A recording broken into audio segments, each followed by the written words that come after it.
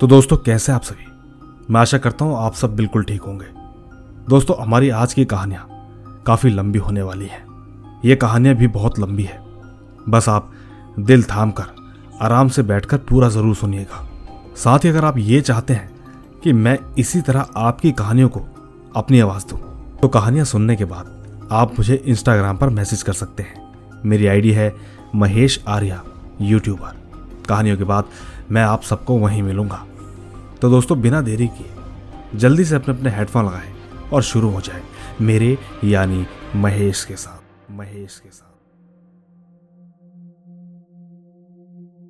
दोस्तों, मेरा नाम नेहा है। मैं बिलसपार की रहने वाली हूँ। ये कहानी मेरी बहन सबीना और मेरे भाई मन्नू गुजरा की है। काफ़ी साल पहले की बात है, सन 2013। गर्मियों के दिन थे। मेरे दोनों भाई बहन कॉलेज की पढ़ाई कर रहे थे। मेरे घर से थोड़ी ही दूरी पर इन दोनों का कॉलेज था। हमेशा की तरह ये दोनों कॉलेज गए हुए थे। कॉलेज ज़्यादा दूर नहीं था, इसीलिए वो अक्सर पैदल ही जाया करते थे। ऐसे ही एक दिन ये लोग कॉलेज गए हुए थे और गर्मी भी बहुत ज़्यादा थी। कॉलेज से वापस आते वक्त गर्मी से परेशान होकर वापसी में ये एक पेड़ के पास आराम करने लगे। और ठीक है, जिस पेड़ के पास खड़े थे वो एक इमली का पेड़ था। और अक्सर आप लोगों ने सुना ही होगा कि दोपहर में कभी भी आम, इमली या पीपल के पेड़ के पास नहीं रहना चाहिए। खैर, ये लोगों को उतना मालूम नहीं था। ये दोनों के दोनों पेड़ के पास बैठकर आराम करने लगे। इन्हें बैठे कुछ ही देर हुई होगी कि अचानक सबीना के कान में कुछ खुसुर पुसुर की आवाज आने लगी। उसने मन्नू से कहा कि तुम्हें किसी चीज की आवाज सुनाई दे रही है? मन्नू ने कहा नहीं तो। ये बात सुनकर सबीना को यह लगा कि शायद उसका वहम होगा। सबीना ने कहा कि चलो घर चलते हैं। और आप लोगों को एक बात और बता दूं, इस बात को आप अपने दिल में बैठा के रख लीजिए। और तो और सर ने इस बारे में पहले भी कई कहानियों में बताया हुआ है। जैसा कि आप लोगों ने सुना ही होगा कि जब हम किसी सुनसान जगह पर होते हैं तो कभी ये नहीं बोलना चाहिए कि चलो चलते हैं। अक्सर कोई भी नेगेटिव एनर्जी या जो भी साया वहाँ होता है वो ना चाहते हुए भी हमारे साथ चल पड़ता है। बस उस दिन सबीना ने यही गलती कर दी। उसने कहा कि चलो घर चलते हैं। ठीक, हम दोनों भाई बहन वहां से घर चलने लगे। सबीना ने चलते हुए अपने भाई से कहा कि भाई, मेरा कंधा मुझे बहुत भारी लग रहा है। मन्नू ने कहा कि गर्मी इतनी ज्यादा है, थकान के कारण लग रहा होगा। खैर, कुछ देर में हम घर पहुंच गए। मैंने अच्छे से मुंह हाथ धोया और हम खाना खाने बैठे। दोस्तों, सबसे बड़ी हैरानी की बात तो ये थी कि जो लड़की थोड़ा सा चावल खाती थी, आज उसने 2 प्लेट चावल खा लिया। घर के सभी लोगों ने सोचा कि शायद आज भूख ज्यादा लगी होगी। यही सोचकर किसी ने कुछ नहीं कहा। दूसरी ओर सबीना खाना खाकर चुपचाप अपने कमरे में सोने चली गई। सोते वक्त वो न जाने नींद में कुछ बड़बड़ा रही थी।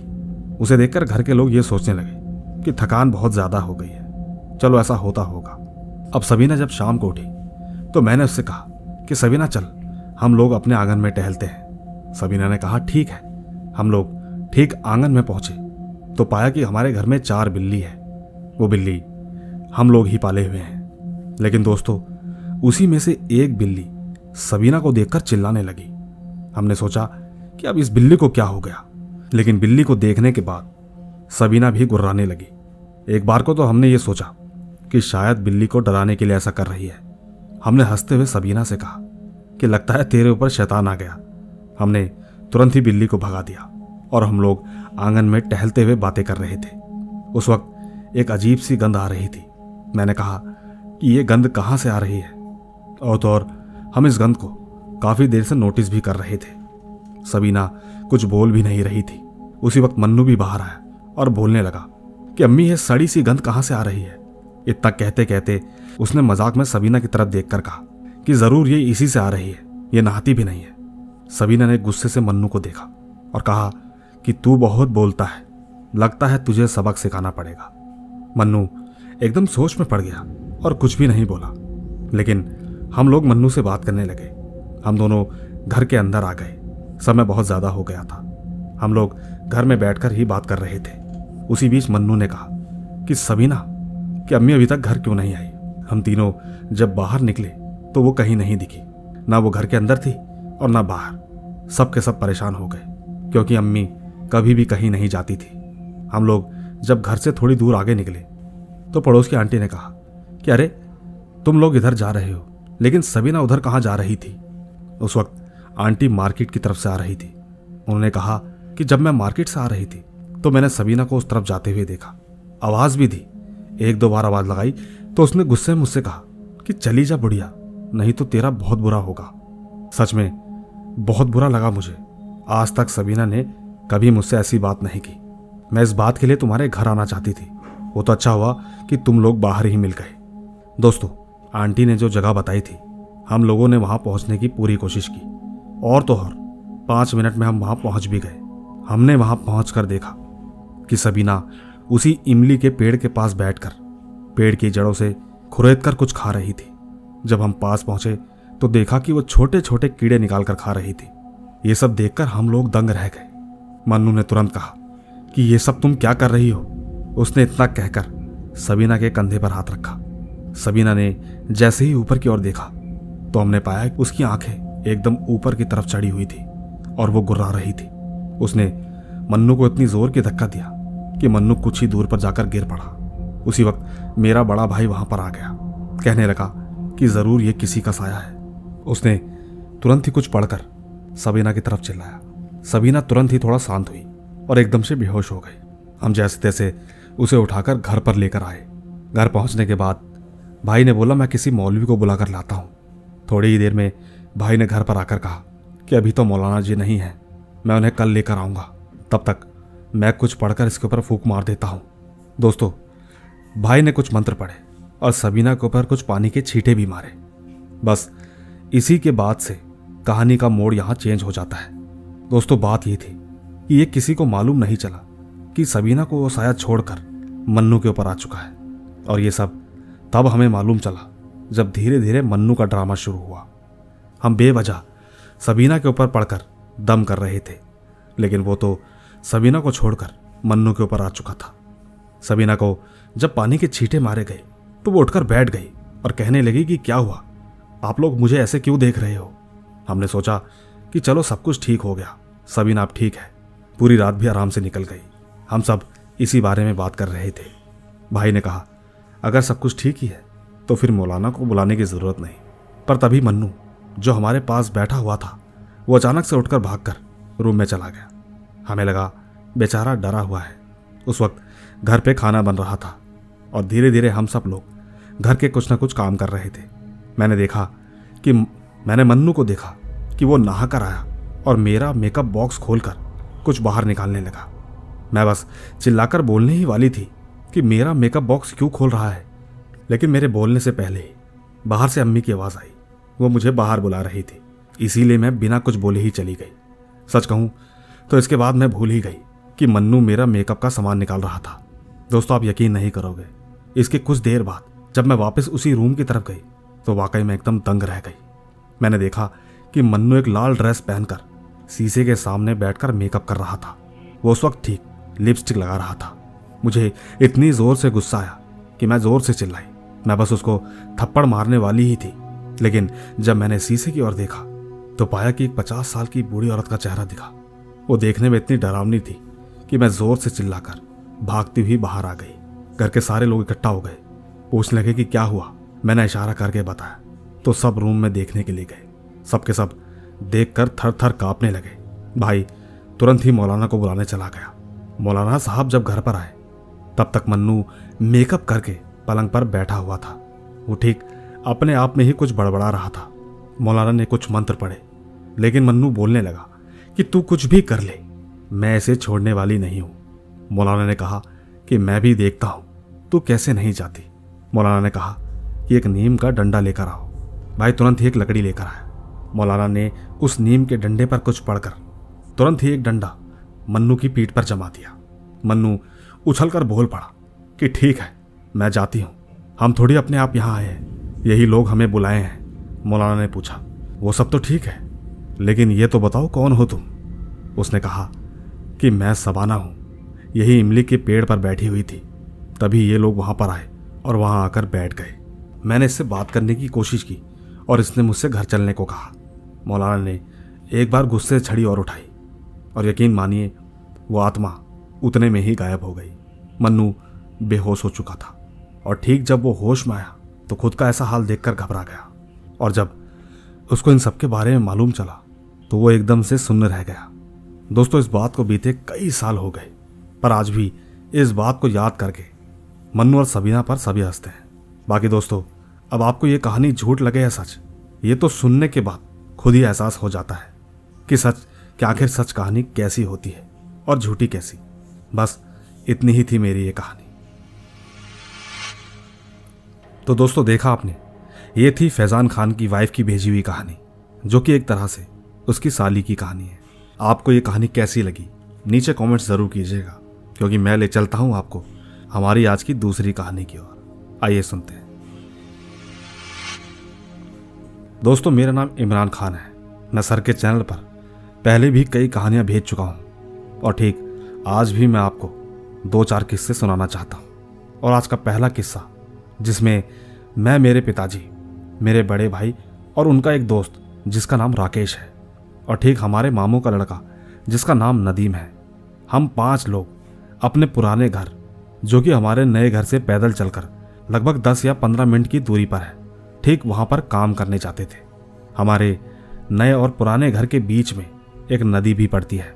उस नदी के ऊपर एक पुल है, जो कि लोगों की सहूलियत का जरिया है। ठीक एक रात हम लोग देर रात अपना कमरा बंद करके ठीक अपने घर की तरफ निकल दिए। समय 12 बजे का था और ठीक मेरे भाई का दोस्त राकेश, वो हमारे साथ ही काम किया करता था। जब भी कभी देर हो जाती थी तो वो अपने घर न जाके हमारे ही साथ हमारे घर पर चला आता था। खैर, ठीक हम लोग अपने घर की तरफ चल पड़े। हम यही कुछ 5 मिनट चले और वो पुल भी आ गया। ठीक उस पुल के पास 2 कब्रिस्तान और 2 मंदिर भी पड़ते हैं। अक्सर जब हम अपने पुराने घर से अपने नए घर की तरफ जाते हैं तो ठीक उस पुल से पहले एक कब्रिस्तान पड़ता है।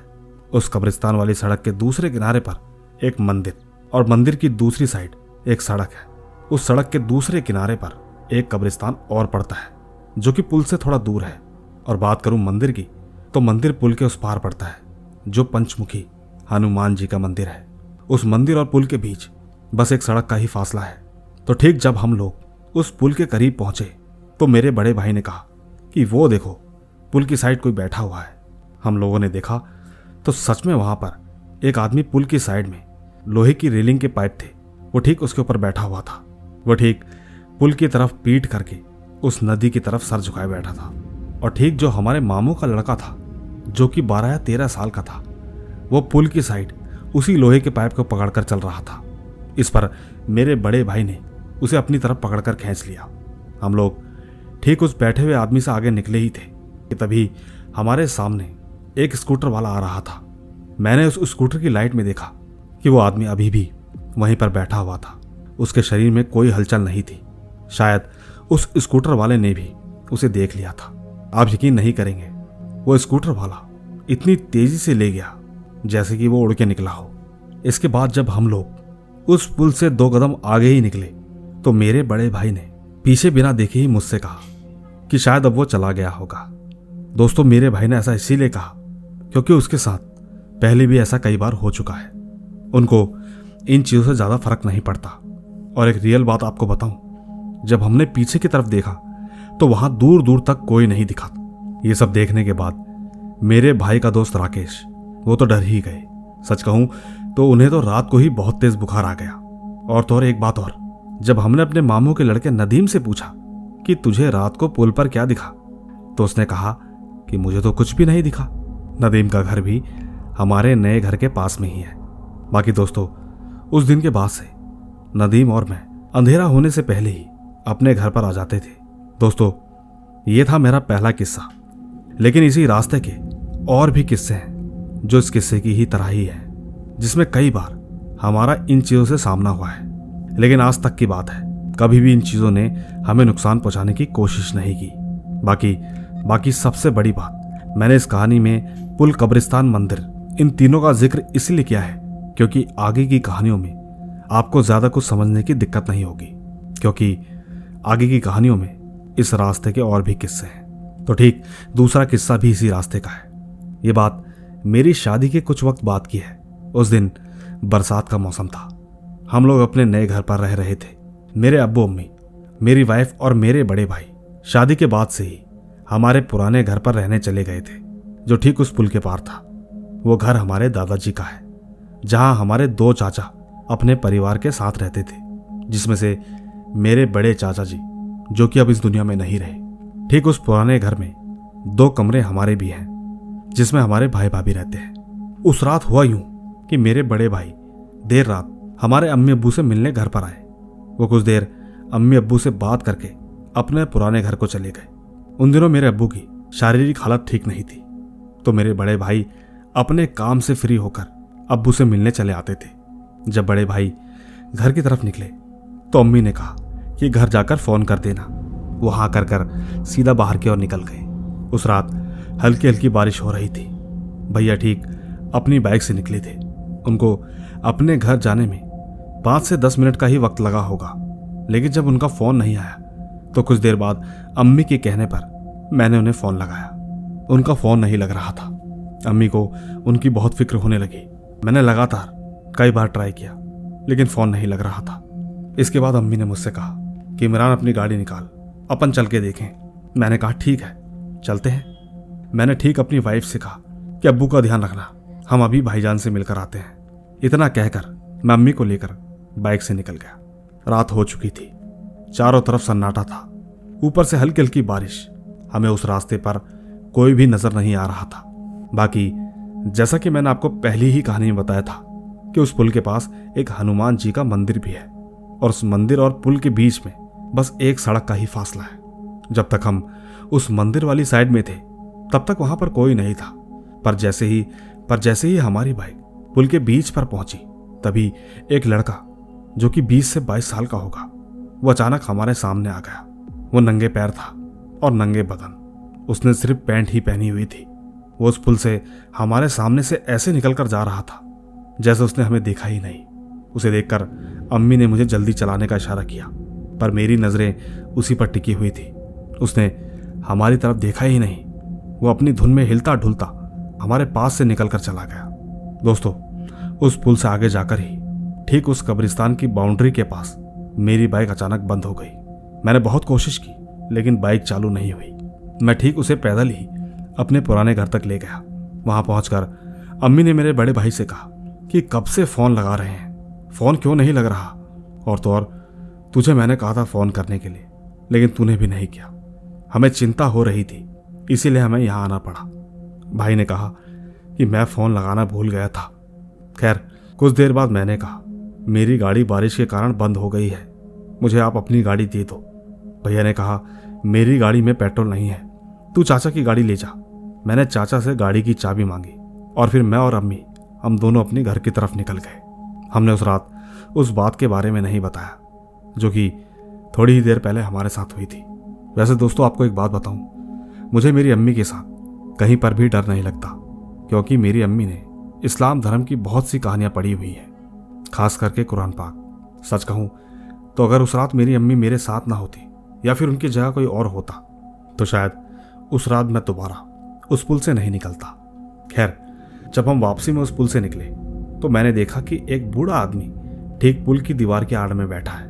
वो ठीक नदी की तरफ मुंह करके बैठा है। उस रात वो सिर्फ मुझे ही दिखा था, क्योंकि वो मेरे सीधे हाथ की तरफ बैठा था, जिस तरफ अम्मी की पीठ थी।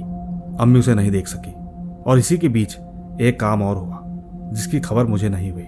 ठीक जब हम दोनों घर पर आए तो अम्मी ने मुझसे कहा कि आते वक्त तुझे पुल पर क्या लगा? मैंने कहा, पुल की साइड में एक बूढ़ा आदमी बैठा था। अम्मी ने मुझसे कहा कि मैंने तो नहीं देखा। मैंने कहा, अरे वो दीवार की आड़ में था, इसलिए तुम्हें नहीं दिखा। पर अम्मी ने मुझसे ये कहा कि क्या तुझे कोई आवाज़ नहीं आई? पर अम्मी ने मुझसे कहा कि जब गाड़ी पुल पर थी तो एक इतनी जोर की आवाज़ आई जो कि बहुत भयानक थी। वो आवाज़ किसी लड़की की थी। मैंने वहाँ इसीलिए नहीं बोला क्योंकि कहीं तू डर ना जाए। मैंने अम्मी से बस इतना ही कहा कि मैं जब भी तुम्हारे साथ होता हूँ मुझे ऐसी किसी भी चीज़ से डर नहीं लगता। और तो और दोस्तों, इसके दूसरे दिन के बाद से सब कुछ नॉर्मल हो गया था। बाकी दोस्तों, अब मैं आपको अपनी तीसरी कहानी सुनाता हूँ। कहानियों में जिस पुल का जिक्र पहले की मैंने 2 कहानियों में किया है, तो ठीक वो पुल से आने से पहले, मतलब मोटा मोटी पुल से आने से पहले एक दूध की डेयरी पड़ती है। मगर वो डेयरी आजकल डेयरी जैसी बिल्कुल नहीं लगती। वो एक पुराने ज़माने की डेयरी है। बाहर एक छोटा सा कमरा, अंदर एक बड़ा सा आंगन जिसमें कई सारी भैंसें भी थी।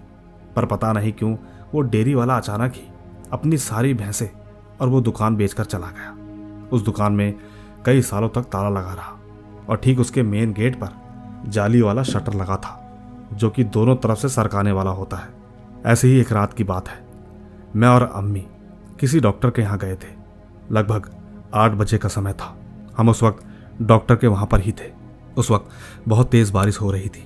मेरी बाइक बाहर खड़ी उस बारिश में भीग रही थी और अक्सर मेरी गाड़ी में एक दिक्कत हो जाती है।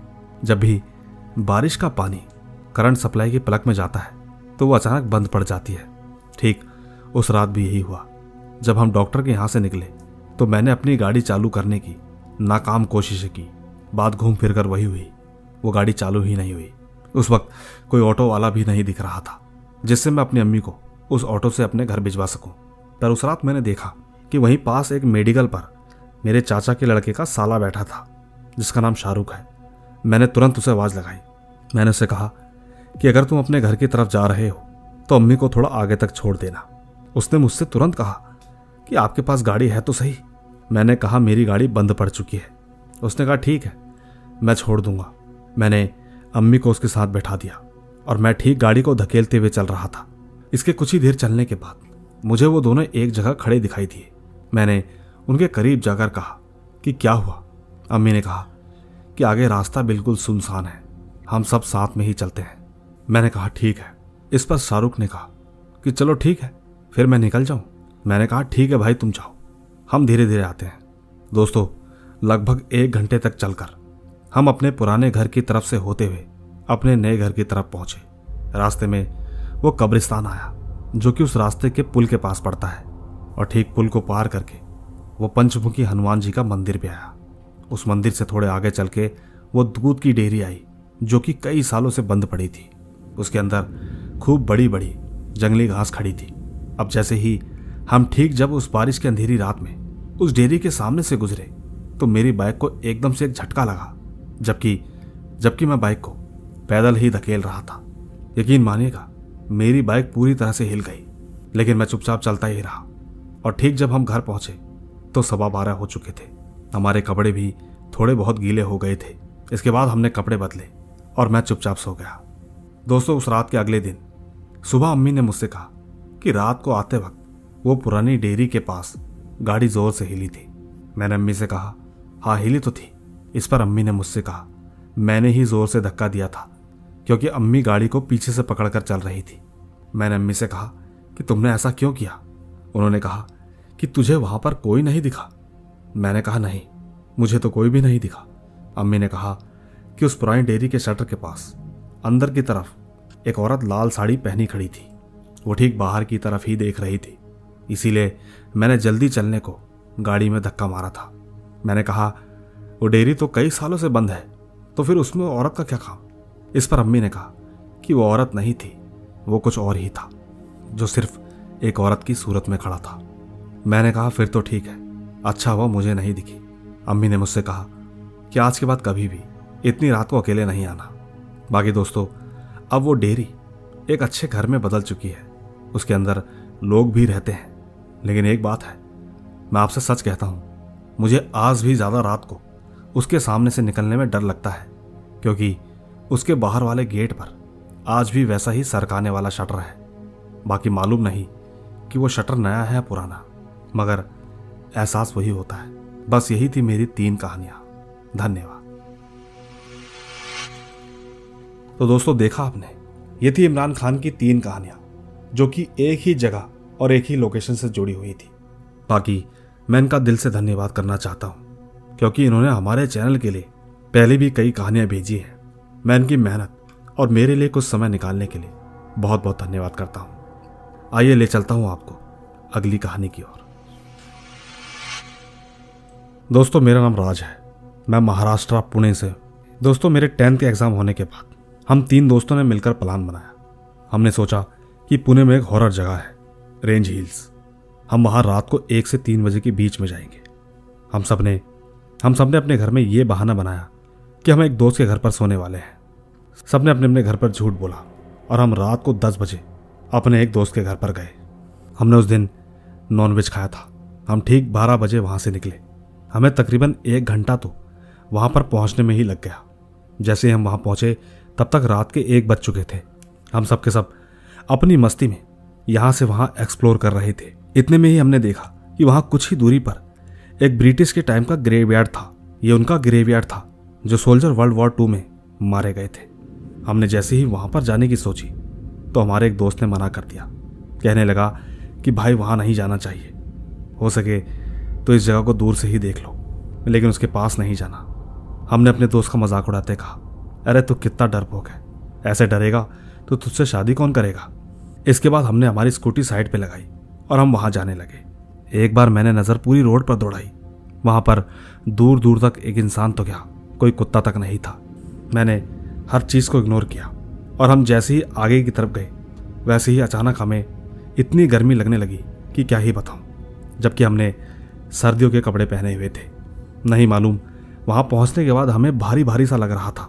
मेरा एक दोस्त वहाँ पास में एक कब्र के पास जाकर बोला कि भाई मेरी यहाँ पर एक फ़ोटो तो ले लो, बाकी दोस्तों को भी तो दिखानी है। दोस्तों मैं जैसे ही उसकी फ़ोटो लेने लगा तो मैंने देखा कि उसके पीछे की कब्र पर अचानक से बहुत सारे फ्लावर आ गए। यकीनन मैं उस चीज़ को देखने के बाद डर गया, लेकिन मैं मेरे दोस्तों के साथ था इसीलिए वो चीज़ मजाक में टल गई। और तो और जैसे ही हम अंदर घूम रहे थे तो हमने वहाँ पर एक ऐसी कब्र देखी जिसको देखकर ही लग रहा था कि ये कोई राजा की कब्र है। एक बार को तो मैं उसको देखकर डर गया, और तो और मेरा एक दोस्त भी बहुत ज़्यादा डर गया क्योंकि वो कब्र देखने में बहुत ही डरावनी दिख रही थी। दोस्तों क्या ही बताऊं, वो ज़ोर से हंसने लगा और उस कब्र के ऊपर लेट गया। पर दोस्तों जैसे ही वो लेटा तो अचानक से वो एकदम शांत हो गया। हमने उसे कई बार आवाज़ लगाई कि भाई चल यहाँ से, हमें यहाँ कुछ ठीक नहीं लग रहा। 2-3 मिनट तक तो मानो ऐसा लगा जैसे उसने कुछ सुना ही ना हो। वो वहाँ से हिल भी नहीं रहा था। पता नहीं उसे क्या हुआ, वो अचानक से उठा और तेजी से भागने लगा। उसको देखकर हम भी ठीक उसके पीछे पीछे भागे। वो ठीक सीधा स्कूटी के पास जाकर ही रुका। हम तुरंत उसके पास पहुंचे और हमने उससे कहा कि क्या हुआ तुझे, ऐसा क्यों डरा रहा है, ऐसा क्या हो गया। उसने कहा कि मैं जिस कब्र पर लेटा हुआ था और जहां से लेटे लेटे मैं तुम्हें देख रहा था, ठीक तुम्हारी कब्र के पीछे मुझे कोई खड़ा दिखाई दिया जो कि ठीक तुम्हारे साथ खड़ा था। बस इसीलिए डर के मारे मैं चुप हो गया था। दोस्तों इसके बाद हम जल्दी से वहां से निकल गए। हमें लगा कि ये सब कुछ अब खत्म हो गया, अब किसी को कोई परेशानी नहीं होगी। पर किसे मालूम था कि कहानी तो अब शुरू हुई है। खैर घर पहुंचने के बाद हमें सब कुछ नॉर्मल लगा। हम तीनों डरे हुए थे।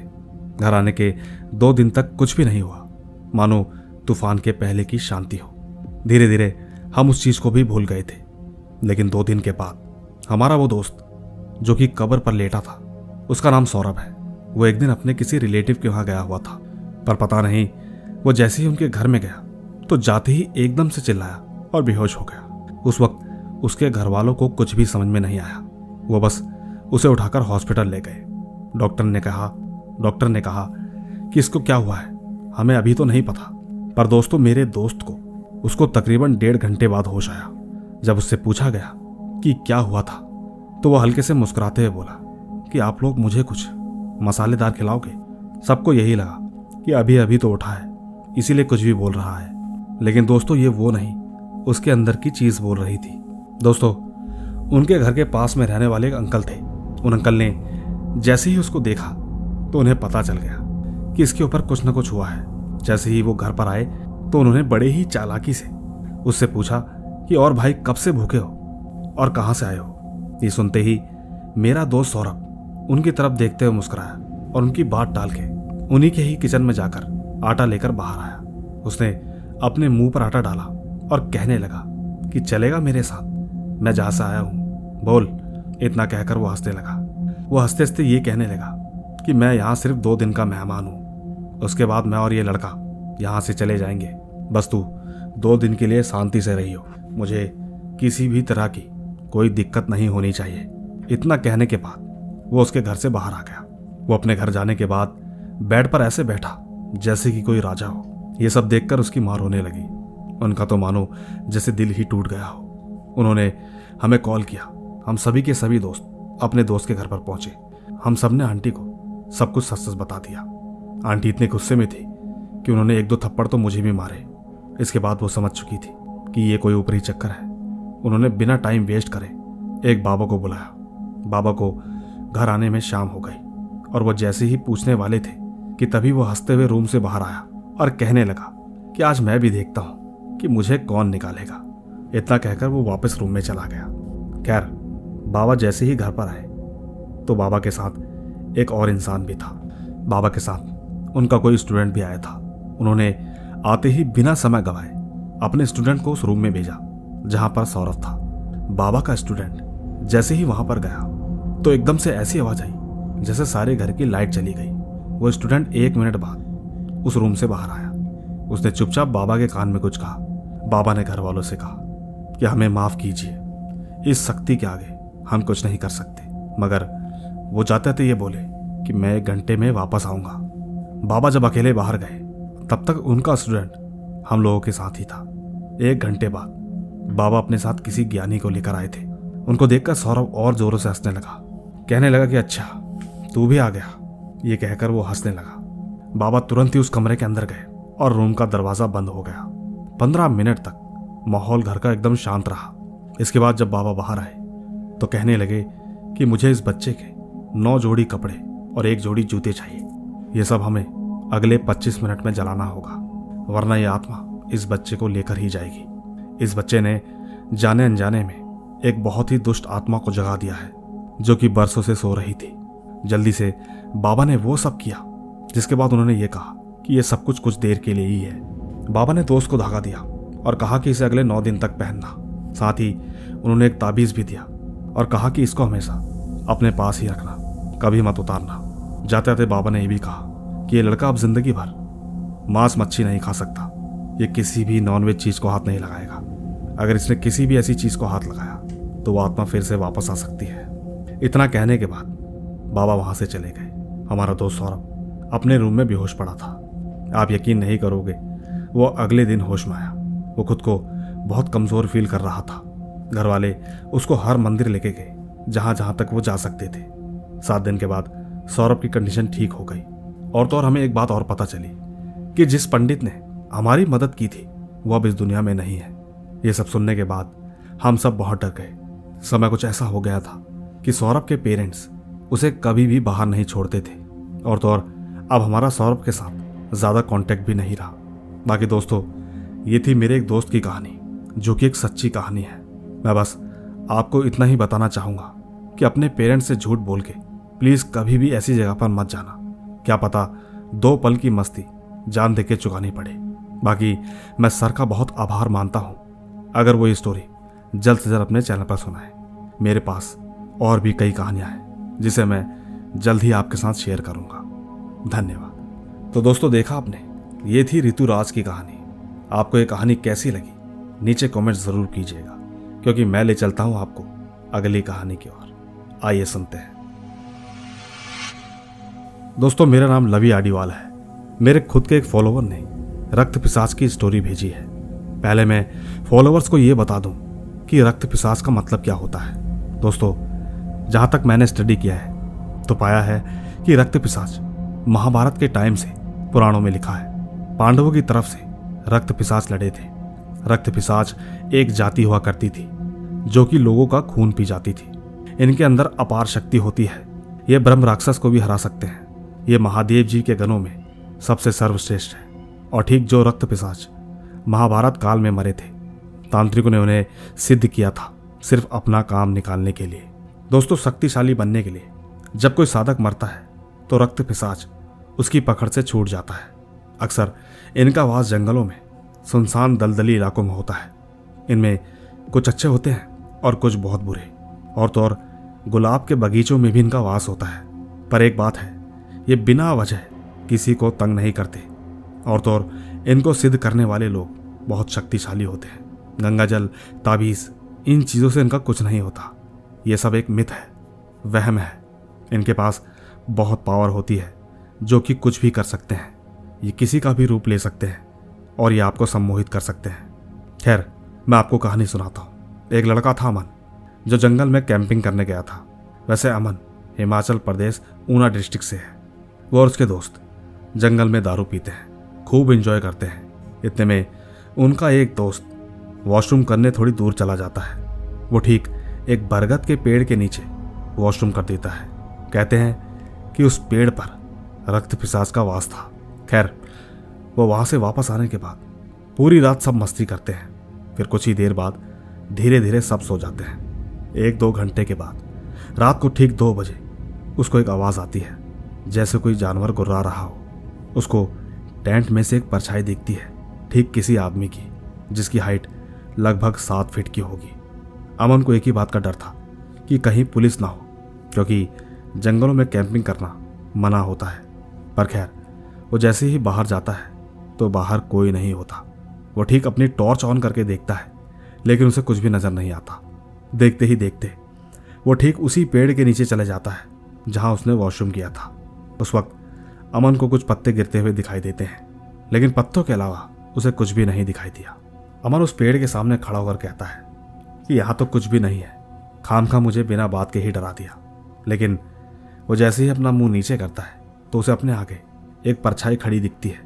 वो उसे देखकर इतनी जोर से चिल्लाता है कि उसकी आवाज़ सुनकर बाकी उसके दोस्त भी वहां पहुंचते हैं। नज़ारा देख एक लड़का तो डर के मारे बेहोश हो जाता है। धीरे धीरे अमन के बाकी दोस्त भी वहां पर आ जाते हैं।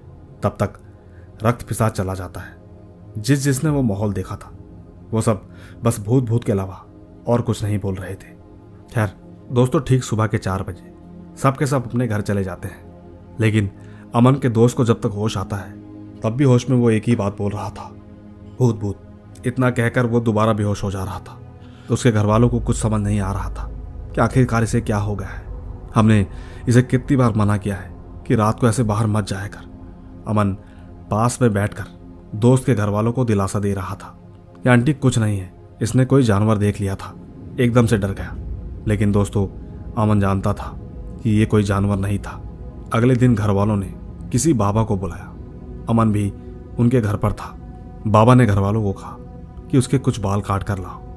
बाबा ने अपनी विद्या से पता लगाया कि इसके पीछे रक्त पिशाच पड़ा है। वो इससे नाराज है क्योंकि शायद इसने कोई गलती की है और उसे गुस्सा आ गया है। घर वाले सुनकर एकदम हक्का बक्का रह गए।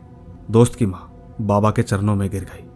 वो फूट फूट कर रोने लगी कि आप मेरे बेटे को बचा लो। लेकिन बाबा ने साफ साफ मना कर दिया। कहने लगे कि इसको रोकना मेरे बस की बात नहीं है। बाबा चुपचाप घर से चले गए। उस रात अमन भी वापस अपने घर चला गया। लेकिन जब वो सुबह दोबारा लौटा तो उसने देखा कि उसके दोस्त का पूरा शरीर नीला पड़ा हुआ था। मानो देखकर ऐसा लग रहा था कि जैसे उसके शरीर में खून ही ना हो। आंटी ने कहा कि ये पूरी रात भर चिल्ला रहा था, इसके मुंह से कई बार खून भी निकल रहा था। हम जैसे ही इसे देखने गए तो ये अपने बेड के नीचे चला गया था। पिताजी ने बहुत डांट लगाई, कहने लगे कि ये क्या नाटक है, जल्दी से बाहर आ। ये गुस्से में बाहर आया और पिताजी का गला पकड़ लिया। कहने लगा कि तू कौन होता है मुझे हुक्म देने वाला? मैं इसको अपने साथ लेकर जाऊंगा। इसने मेरे घर को गंदा किया है, इसे इसकी सजा मिलेगी। वो तो इसके पिताजी ने किसी तरह अपना गला छुड़वाया और रूम से बाहर चले गए। पिताजी तुरंत ही किसी मुस्लिम बाबा को घर पर लेकर आए। बाबा ने देखते ही पहचान लिया कि इसके ऊपर रक्त पिशाच का साया है। बाबा बस रात होने का इंतजार करते हैं और जैसे ही ठीक रात को कमरे से गुर्राने की आवाज आती है तो बाबा तुरंत ही कमरे में जाते हैं। अंदर कमरे में कोई नहीं था। बाबा ने तुरंत बेड के नीचे देखा, उन्हें ठीक रक्त पिशाच दिखाई दिया। बाबा ने अपनी माला निकाली और कुछ कलमा पढ़े, लेकिन रक्त पिशाच को कोई फर्क नहीं पड़ रहा था। बाबा ने बाहर से ही पूछा कि क्यों तंग कर रहा है इस बच्चे को। उसने कहा कि इसने मेरे घर को गंदा किया है और मैं इसे माफ नहीं कर सकता। बाबा ने कई बार पूछा कि तुझे क्या चाहिए इसे छोड़ने के लिए, लेकिन वो पिशाच बस गुर्राए जा रहा था। बाबा तुरंत ही कमरे से बाहर आते हैं। वो कहते हैं कि इसको मस्जिद ले जाना होगा। दोस्तों, रातों रात उसका शरीर ढांचा बन गया था। सुबह जब सबने देखा तो कमरे में खून बिखरा हुआ था। वो उस वक्त सो रहा था। उसको इसी हालत में बाबा के पास लेकर गए। बाबा ने अपना कुछ काम करके एक ताबीज दिया और इसको पहनने को कहा। बाबा ने कहा कि अब इसके बाद रक्त पिशाच इसके शरीर में नहीं आएगा, बाकी साथ के साथ किसी डॉक्टर से इसका इलाज करवाओ। इसके शरीर का सारा खून सूख चुका है। अमन बाबा को उसी पेड़ के पास लेकर गया। बाबा ने कहा कि हमें यहाँ पर एक बकरा बांधना होगा। दोस्तों, अमन को यह मालूम नहीं था कि बाबा ने सब कुछ क्या किया, लेकिन उस दिन के बाद से वो रक्त पिशाच उसके शरीर में कभी नहीं आया। दोस्तों, आज भी उस लड़के का इलाज चल रहा है। हॉस्पिटल में खून की कमी होने के कारण उसकी एक किडनी खराब हो चुकी है। मोरल ऑफ द स्टोरी, सुनसान जगहों या जंगलों में ऐसे नहीं जाना चाहिए। आपने देखा कि उसकी एक गलती से उसकी सारी जिंदगी बर्बाद हो गई। बाकी दोस्तों, ये थी हमारी आज की कहानियाँ। मुझे उम्मीद है कि आपको ये सभी कहानियाँ ज़रूर पसंद आई होगी। बाकी मैं तो मिलता ही रहूँगा आपसे इसी तरह की रोमांच भरी रहस्यमयी कहानियों के साथ। बस तब तक आप अपना और अपने परिवार का ख्याल रखें। चलता हूँ, बाय बाय।